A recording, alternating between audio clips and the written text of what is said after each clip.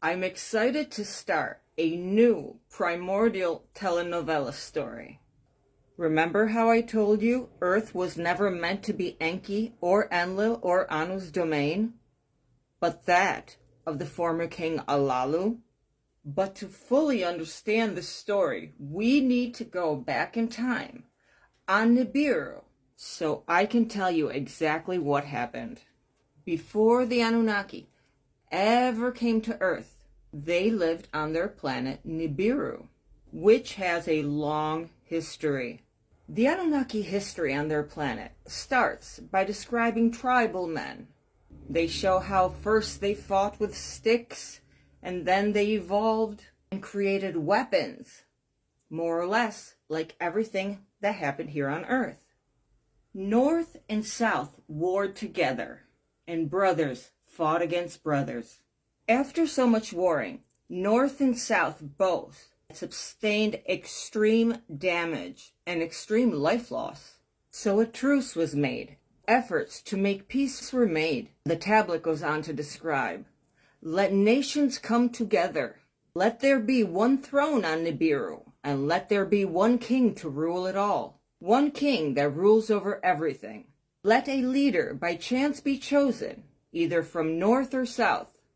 If a Northman was chosen to be king, and let a woman from the south be chosen to be his queen, and vice versa. Let them become husband and wife. Let them become one flesh. Let their firstborn son take over after them, thus creating a unified dynasty that brings peace on Nibiru for good." Peace began, and North and South were unified by marriage, and the royal throne became one body.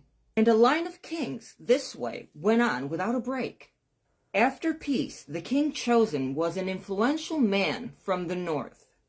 He was a very well-respected leader, and he was chosen by drawing lots. He was honest and fair, and his decisions were respected.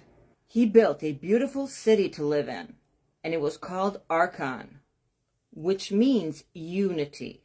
He was given a title for his rule, which meant the Celestial One, which meant he was king.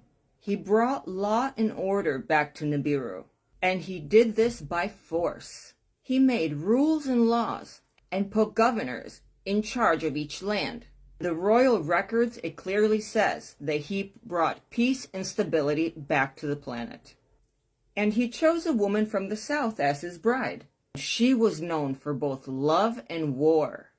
Antu was her royal name, and it meant a leader, who is Anu's spouse. She had 3 boys but no girls with Anu. She named her first son Anki, which means solid foundation, and he sat on the throne alone. When he was king, the choice of a wife was put off twice, and he filled the palace with concubines.